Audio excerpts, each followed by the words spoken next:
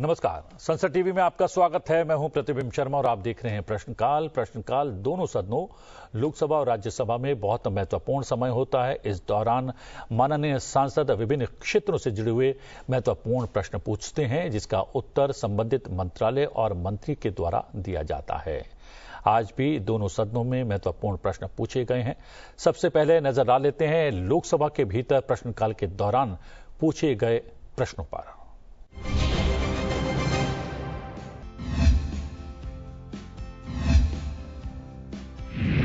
आज के कार्यक्रम का पहला सवाल जुड़ा है लोकसभा से। इस सवाल का संबंध है महिलाओं और बच्चों के लिए योजनाओं से। इस सवाल को पूछा है लोकसभा सांसद संजय उत्तम राव देशमुख ने। उन्होंने महिला और बाल विकास मंत्रालय से पूछा कि गत 5 वर्षों और चालू वर्ष के दौरान महाराष्ट्र, विशेष रूप से वाशिम यवतमाल संसदीय निर्वाचन क्षेत्र में महिला सशक्तिकरण और बाल विकास के लिए क्रियान्वित की जा रही योजनाओं का योजनावार ब्यौरा किया है। गत 5 वर्षों के दौरान राज्य में विभिन्न योजनाओं के क्रियान्वयन में शामिल सरकारी सहायता प्राप्त स्वैच्छिक संगठनों का ब्यौरा किया है। गत 5 वर्षों के दौरान विशेष रूप से महाराष्ट्र में सरकार द्वारा सक्षम आंगनवाड़ी केंद्रों के रूप में उन्नयन किए जाने हेतु स्वीकृत आंगनवाड़ी केंद्रों की संख्या कितनी है? इस सवाल का जवाब दिया महिला एवं बाल विकास मंत्रालय में राज्य मंत्री सावित्री ठाकुर ने। अपने उत्तर में उन्होंने बताया कि मंत्रालय द्वारा कार्यान्वित सभी योजनाओं, जिनमें महाराष्ट्र में महिला सशक्तिकरण और बाल विकास योजनाएं भी शामिल हैं, के बेहतर कार्यान्वयन और कुशल निगरानी के लिए उन्हें 3 व्यापक मिशनों अर्थात देश में पोषण और स्वास्थ्य संकेतकों में सुधार के लिए मिशन सक्षम आंगनवाड़ी और पोषण 2.0, महिलाओं की सुरक्षा, संरक्षा और सशक्तिकरण के लिए मिशन शक्ति, कठिन परिस्थितियों में रह रहे बच्चों की सुरक्षा, देखरेख और कल्याण के लिए मिशन वात्सल्य में शामिल किया गया है। इन योजनाओं का विवरण निम्नानुसार है। सक्षम आंगनवाड़ी और पोषण 2.0 इस मिशन के तहत आंगनवाड़ी सेवा योजना, पोषण अभियान और किशोरियों के लिए योजना को 3 प्राथमिक उप घटकों पोषण और किशोरियों के लिए पोषण सहायता, प्रारंभिक बाल्यावस्था देखरेख एवं शिक्षा, आधुनिक उन्नत सक्षम आंगनवाड़ियों सहित आंगनवाड़ी बुनियादी ढांचा में पुनर्गठित किया गया है। मिशन शक्ति, इसमें महिलाओं की सुरक्षा और सशक्तिकरण के लिए क्रमशः 2 घटक संबल और सामर्थ्य शामिल हैं।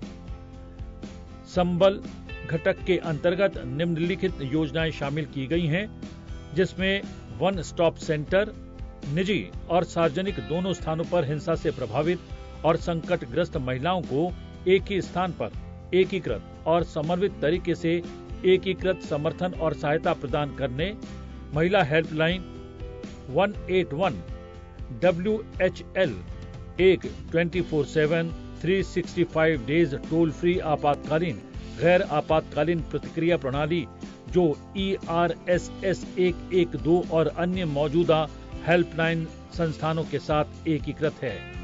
बेटी बचाओ बेटी महिलाओं के सशक्तिकरण से संबंधित मुद्दों का समाधान करना, नारी अदालत, न्याय सुनिश्चित करके महिलाओं को सशक्त बनाना और विवाद के समाधान का विकल्प, शिकायत निवारण, परामर्श, साक्ष्य आधारित निर्णय लेने, दबाव समूह कार्य नीति, बातचीत, मध्यस्थता और सुलह जैसी सेवाएं देना। सामर्थ्य घटक के अंतर्गत निम्नलिखित योजनाओं को शामिल किया गया है।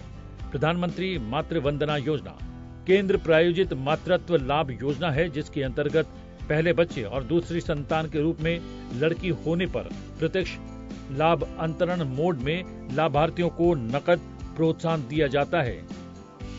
उज्ज्वला और स्वाधार गृह दुर्व्यवहार की शिकार महिलाओं सहित संकटग्रस्त महिलाओं के लिए एकीकृत राहत और पुनर्वास गृह है। कामकाजी महिला छात्रावास, शहरी, अर्धशहरी और ग्रामीण क्षेत्रों में कामकाजी महिलाओं के लिए सुरक्षित और सुविधाजनक स्थान पर आवास की उपलब्धता को बढ़ावा देना, जहां महिलाओं के लिए रोजगार के अवसर मौजूद हैं। राष्ट्रीय महिला सशक्तिकरण केंद्र राष्ट्रीय स्तर, राज्य, संघ राज्य क्षेत्र स्तर और जिला स्तर पर महिलाओं के लिए योजनाओं और कार्यक्रमों की अंतर क्षेत्रीय तालमेल की सुविधा प्रदान करना और राष्ट्रीय गृह का उद्देश्य बच्चों के लिए सुरक्षित वातावरण में गुणवत्तापूर्ण गृह सुविधा प्रदान करके अर्थव्यवस्था में महिला कार्यबल की भागीदारी बढ़ाना है। मिशन वात्सल्य ने देखरेख एवं संरक्षण की आवश्यकता वाले बच्चों के लिए बेहतर पहुंच और सुरक्षा के लिए एकीकृत बाल संरक्षण योजना को एक मिशन मोड में शामिल किया है, जिसका उद्देश्य कठिन परिस्थितियों में बच्चों को समर्थन और पोषण देना, विभिन्न पृष्ठभूमियों के बच्चों के समग्र विकास के लिए संदर्भ आधारित समाधान विकसित करना, नवोन्मेषी समाधानों को प्रोत्साहित करने के लिए अवसर प्रदान करना, तालमेल संबंधी कार्रवाई को मजबूत करना है। महिला एवं बाल विकास मंत्रालय अपनी विभिन्न योजनाओं और मिशनों के तहत राज्यों, संघ राज्य क्षेत्रों को सीधे निधि जारी करता है। ये किसी भी स्वैच्छिक संगठन को कोई निधि जारी नहीं करता। मिशन सक्षम आंगनवाड़ी और पोषण 2.0 के तहत सक्षम आंगनवाड़ी केंद्रों के रूप में उन्नयन के लिए महाराष्ट्र में 14,745 आंगनवाड़ी केंद्रों को स्वीकृति दी गई है।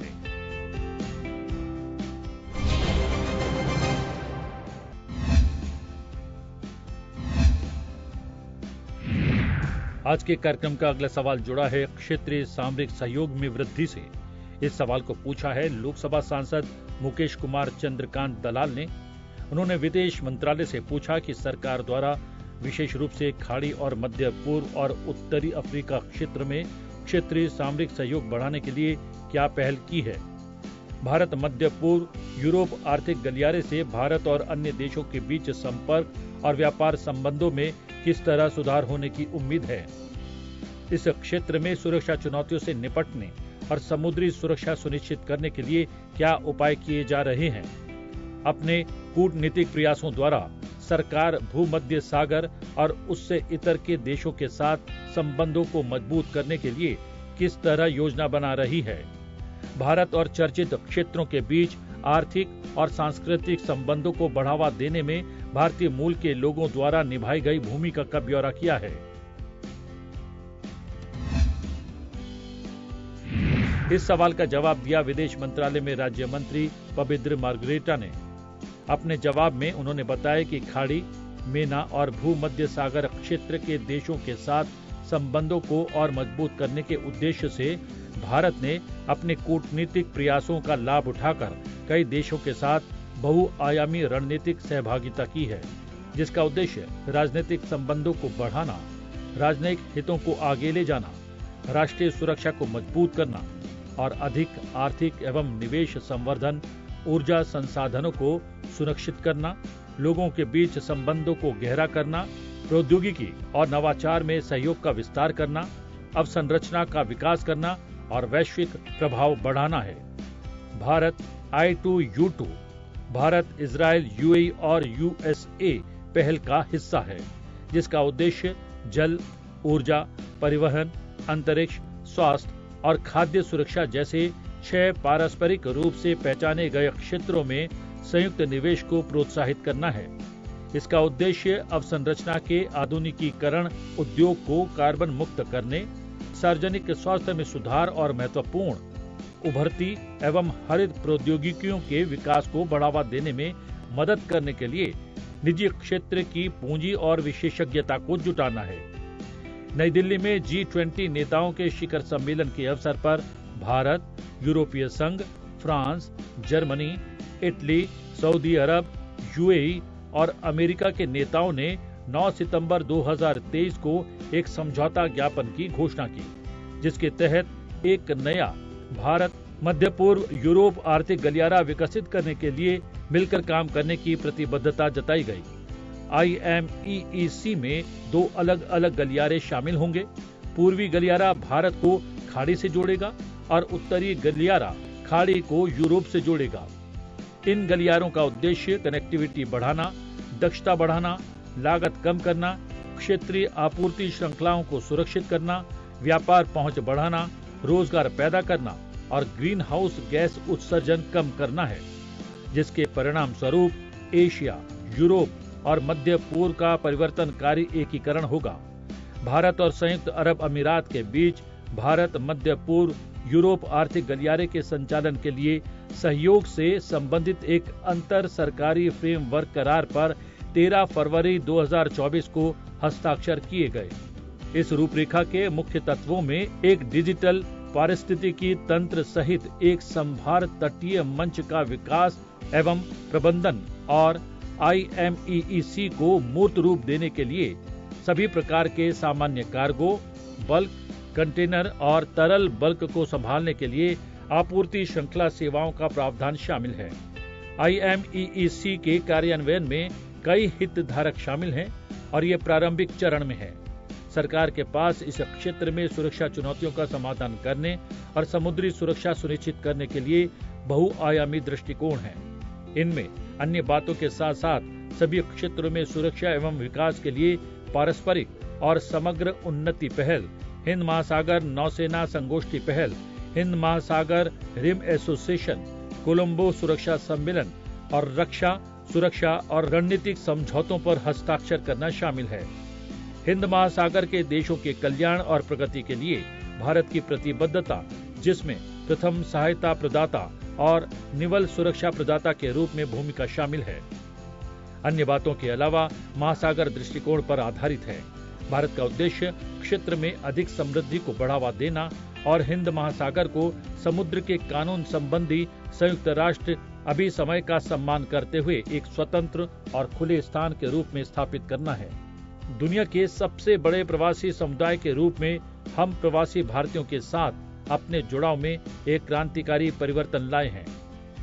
35.4 मिलियन का मजबूत प्रवासी भारतीय समुदाय राष्ट्र की प्रगति में एक अमूल्य भागीदार है। भारतीय प्रवासी अन्य बातों के अलावा धन प्रेषण, व्यापार, निवेश, सांस्कृतिक आदान प्रदान, विशेषज्ञता और ज्ञान के हस्तांतरण के माध्यम से महत्वपूर्ण योगदान देकर आर्थिक और सांस्कृतिक संबंधों को मजबूत करते हैं।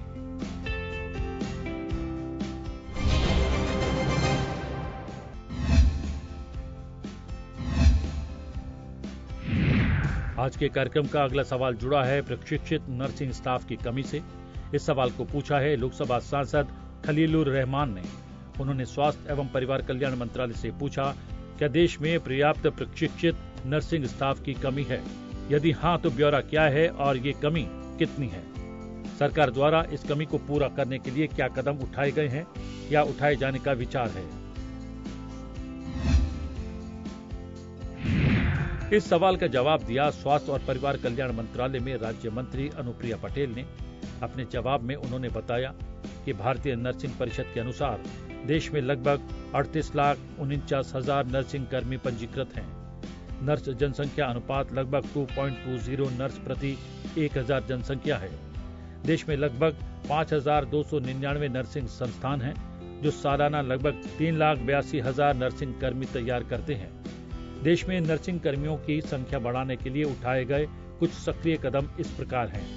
सरकार ने वर्ष 2014 से स्थापित मौजूदा मेडिकल कॉलेजेस के साथ 157 नए नर्सिंग कॉलेजेस की स्थापना के लिए केंद्र प्रायोजित योजना नर्सिंग शिक्षा का संवर्धन मेडिकल कॉलेजों सहित नए नर्सिंग कॉलेजों की स्थापना को मंजूरी दी है। केंद्रीय क्षेत्र की योजना नर्सिंग सेवाओं का विकास के तहत नर्सिंग स्कूलों को नर्सिंग कॉलेजों में उन्नयन करने के लिए राज्यों, संघ राज्य क्षेत्रों को वित्तीय सहायता प्रदान की जाती है। पहाड़ी क्षेत्रों में नर्सिंग शिक्षण संस्थानों के बीच की दूरी 10 किलोमीटर से घटाकर 5 किलोमीटर कर दी गई है। पहाड़ी क्षेत्रों में अस्पताल और संस्थान के बीच अधिकतम दूरी 50 किलोमीटर हो सकती है, जबकि मैदानी क्षेत्र में ये 30 किलोमीटर है। नर्सिंग शैक्षणिक कार्यक्रमों के लिए छात्र रोगी अनुपात को 1:5 से 1:3 तक शिथिल कर दिया गया है। नर्सिंग शैक्षणिक संस्थानों के लिए भूमि की आवश्यकता को 3 एकड़ से शिथिल कर स्कूल, कॉलेज ऑफ नर्सिंग के लिए छात्रावास सहित 54,000 वर्ग फीट के भवन का निर्माण किया जा सकता है। GNM और BSc कार्यक्रम शुरू करने के लिए वर्ष 2013-14 से 100 बिस्तरों वाला मूल अस्पताल आवश्यक है। हालांकि पहाड़ी और जनजातीय क्षेत्रों के लिए इसमें छूट दी गई है। बीएससी कार्यक्रम शुरू करने के लिए शिक्षण संकाय के मानदंडों में निम्नानुसार छूट दी गई है। कम से कम 2 एमएससी संकाय उपलब्ध होना चाहिए। नर्सिंग शिक्षकों की योग्यता और अनुभव में छूट दी गई है। सुपर स्पेशलिटी अस्पताल स्नातक कार्यक्रम के बिना एमएससी शुरू कर सकते हैं। इसके अलावा एमएससी कार्यक्रम के लिए छात्र शिक्षक अनुपात 1:5 से 1:10 तक छूट दी गई है। नर्सिंग में संकाय के लिए सेवानिवृत्ति की आयु बढ़ाकर 70 वर्ष कर दी गई है। लोकसभा के साथ साथ राज्यसभा में भी महत्वपूर्ण प्रश्न सांसदों के द्वारा पूछे गए हैं, जिनका उत्तर माननीय मंत्रियों ने दिया।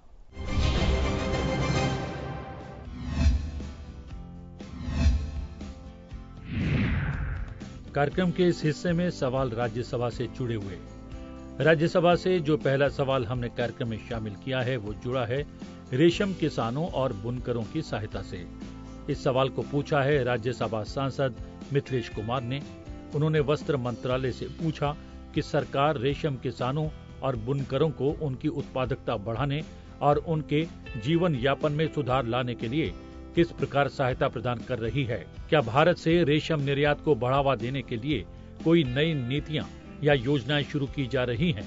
यदि हां तो ब्यौरा किया है। भारत को रेशम उत्पादन और निर्यात में वैश्विक अग्रणी बनाने के लिए मंत्रालय की दीर्घकालिक योजना का ब्यौरा किया है। इस सवाल का उत्तर दिया वस्त्र मंत्रालय में राज्य मंत्री पवित्र मार्गरेटा ने। अपने जवाब में उन्होंने बताया कि सरकार ने सिल्क समग्र 2 योजना के कार्यान्वयन के माध्यम से देश में रेशम उद्योग के विकास और उत्पादकता बढ़ाने और रेशम किसानों और बुनकरों की आजीविका बढ़ाने के लिए समर्थन में बढ़ोतरी की है। अब तक इस योजना के तहत लाभार्थी उन्मुख महत्वपूर्ण क्षेत्र स्तरीय घटकों के कार्यान्वयन के लिए लगभग 78,000 लाभार्थियों को कवर करते हुए राज्य सरकारों को 1,074 करोड़ रुपए की सहायता दी गई है। इसके अलावा हथकरघा क्षेत्र द्वारा कार्यान्वित राष्ट्रीय हथकरघा विकास कार्यक्रम और कच्चा माल आपूर्ति योजना के तहत रेशम हथकरघा कामगारों सहित हथकरघा कामगारों को सहायता प्रदान की जाती है। जारी सिल्क समग्र 2 योजना का उद्देश्य रेशम क्षेत्र में आत्मनिर्भर बनाना है। सिल्क समग्र 2 योजना के तहत पहलों में अंतर्राष्ट्रीय स्तर के बाई वोल्टाइन रेशम उत्पादन को बढ़ाना और रेशम निर्यात को बढ़ावा देना शामिल है। सरकार का लक्ष्य उत्पादन वृद्धि, गुणवत्ता सुधार, अवसंरचना के विकास, अनुसंधान एवं विकास और बाजार विस्तार पर ध्यान केंद्रित करते हुए एक बहुआयामी रणनीति के माध्यम से भारत को रेशम उत्पादन और निर्यात में वैश्विक अग्रणी के रूप में स्थापित करना है।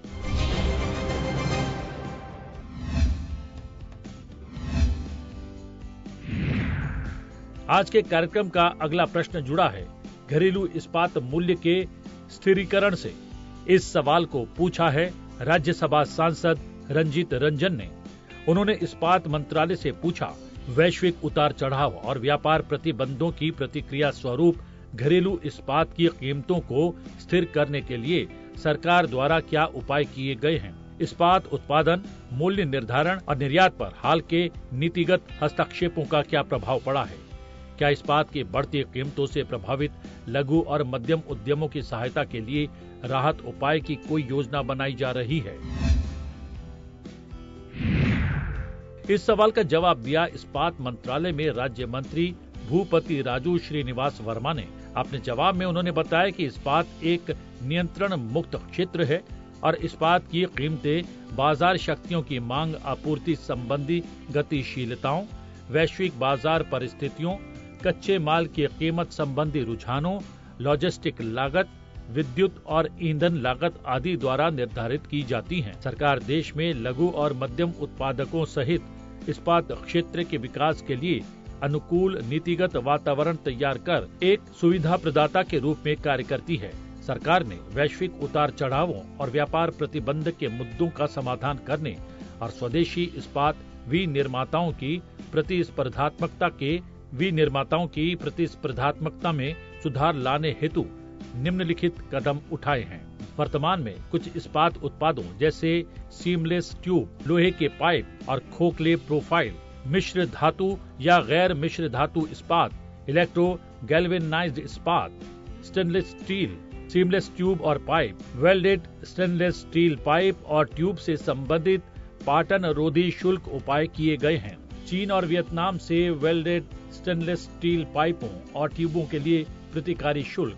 केंद्रीय बजट 2024-25 में स्वदेशी विनिर्माताओं को सहायता प्रदान करने और स्वदेशी इस्पात विनिर्माण को बढ़ावा देने के लिए निम्नलिखित उपाय किए गए हैं। फेरोनिकल और मोलिब्डेनम अयस्कों और कंसंट्रेट्स, जो इस्पात उद्योग के लिए कच्ची सामग्री है, पर आधारभूत सीमा शुल्क को 2.5% से घटाकर 0 कर दिया गया है। फेरस स्क्रैप पर बीसीडी छूट को 31 मार्च 2026 तक जारी रखा गया है। Cold rod grain oriented steel के विनिर्माण के लिए विनिर्दिष्ट कच्ची सामग्री पर छूट को 31 मार्च 2026 तक जारी रखा गया है। देश के भीतर विशेष इस्पात के विनिर्माण को बढ़ावा देने और पूंजीगत निवेश को आकर्षित करके आयात को कम करने के लिए विशेष इस्पात हेतु उत्पादन संबंध प्रोत्साहन योजना को शुरू किया गया है। उद्योग, प्रयोक्ताओं और आम जनता को गुणवत्ता युक्त इस्पात की उपलब्धता सुनिश्चित करने के लिए इस्पात गुणवत्ता नियंत्रण आदेशों को लागू करके घरेलू बाजार में घटिया दोषपूर्ण इस्पात उत्पादों के साथ साथ आयातों पर प्रतिबंध लगाना। देश में इस्पात उत्पादन में वृद्धि हो रही है और वर्ष 2023-24 में देश में 144 मिलियन टन क्रूड इस्पात का उत्पादन किया गया।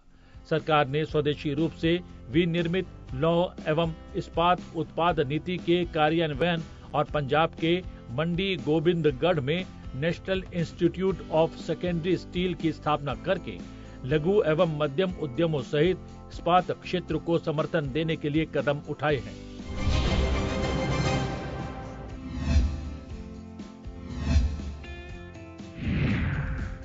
आज के कार्यक्रम का अगला सवाल जुड़ा है कृषि नीतियों और परिवार कल्याण पहलों के बारे में जागरूकता बढ़ाने के प्रयासों से। इस सवाल को पूछा है राज्यसभा सांसद संत बलबीर सिंह ने।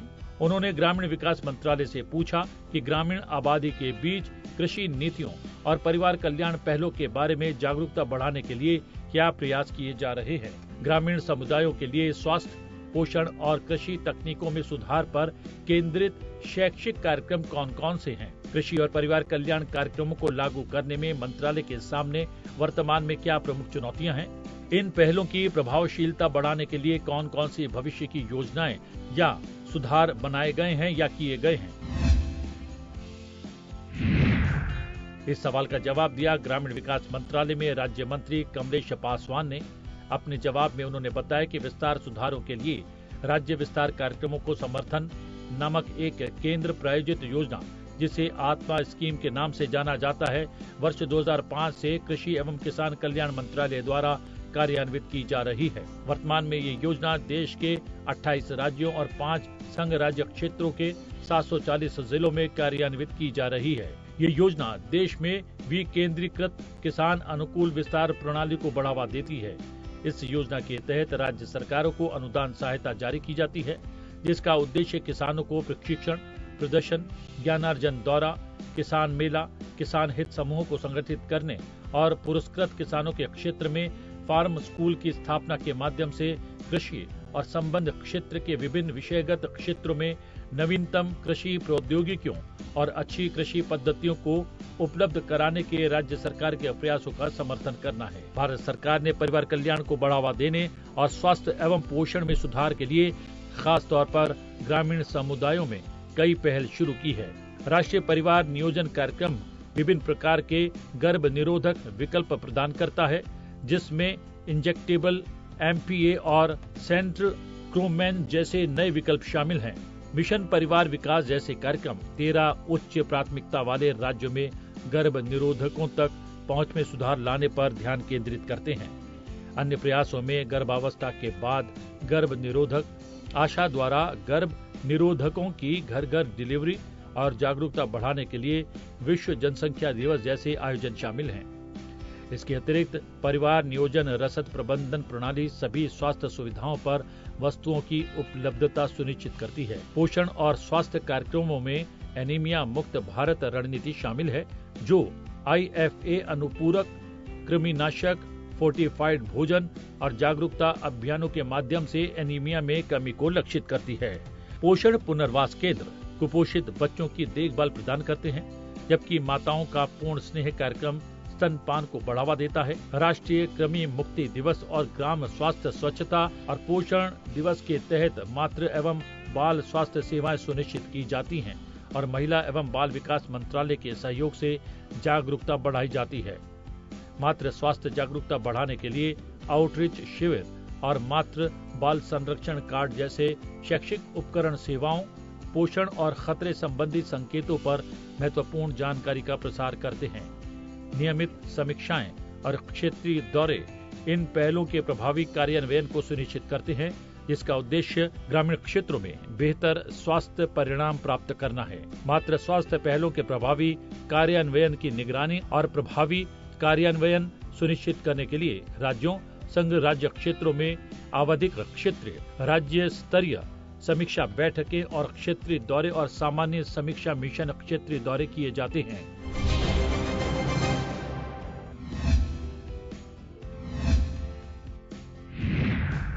आज के कार्यक्रम का अगला सवाल जुड़ा है जम्मू पुंछ रेल संपर्क से। इस सवाल को पूछा है राज्यसभा सांसद गुलाम अली ने। उन्होंने रेल मंत्रालय से पूछा कि क्या सरकार का जम्मू राजौरी पुंछ तक रेल संपर्क स्थापित करने का प्रस्ताव है। यदि है तो इस परियोजना के तहत किन शहरों को जोड़ा जाएगा और प्रस्तावित समय सीमा क्या है। इस सवाल का जवाब दिया रेल मंत्री अश्विनी वैष्णव ने। अपने जवाब में उन्होंने बताया कि जम्मू को श्रीनगर से जोड़ने वाली नई रेलवे लाइन अर्थात उधमपुर श्रीनगर बारामूला रेल लिंक परियोजना का कार्य पूरा हो चुका है।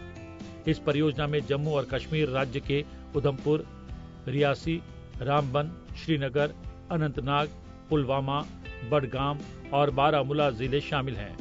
अखनूर और राजौरी के रास्ते जम्मू और पुंछ के बीच नई लाइन का सर्वेक्षण किया गया है। परियोजना की लागत 22,771 करोड़ रुपए आंकी गई है। इस परियोजना में यातायात अनुमान कम है। भारतीय रेल पर रेल परियोजनाओं को स्वीकृति प्रदान करना सतत और गतिशील प्रक्रिया है। रेलवे अवसंरचनात्मक परियोजनाओं को लाभप्रदता, अंतिम छोर संपर्कता, पहाड़ी और सीमावर्ती क्षेत्रों से कनेक्टिविटी सहित मिसिंग लिंक और वैकल्पिक मार्गों, संतृप्त लाइनों के संवर्धन, सामाजिक आर्थिक महत्वों आदि के आधार पर शुरू किया जाता है, जो चालू परियोजनाओं की दयिताओं, निधियों और समग्र उपलब्धता और प्रतिस्पर्धी मांगों पर निर्भर करता है।